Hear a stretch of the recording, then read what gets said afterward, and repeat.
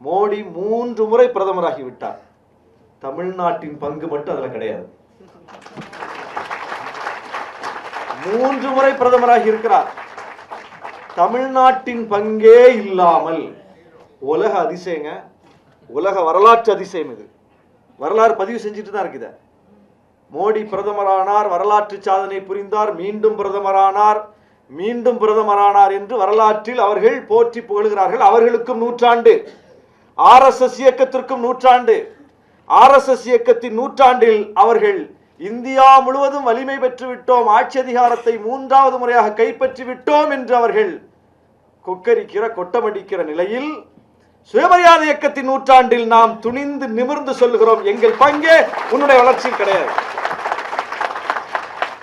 அப்போ வரலாறு எவ்வளவு மிக சரியான புள்ளியில் வந்து நிக்குது பாருங்க. அப்போ இந்த இடத்துல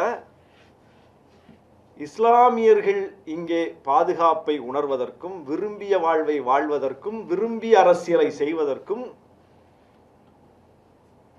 காசியிலிருந்து தேர்ந்தெடுக்கப்பட்டவர் யாரு? மோடி.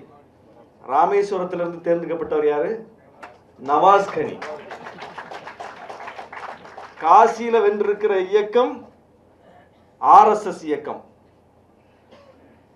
ராமேஸ்வரத்தில் வென்றிருக்கிற இயக்கம் முஸ்லிம் லீக் இயக்கம்.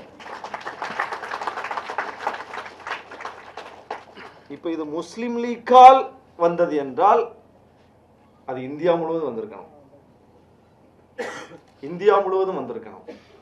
அப்ப முஸ்லிம் லீக்கை தாண்டி இங்க ஏதோ இருக்குல்ல, அது என்னது? அது என்னது? அதுதான் திராவிட இயக்கம் வளர்த்திருக்கிற, போட்டு வைத்திருக்கிற அடித்தளம்.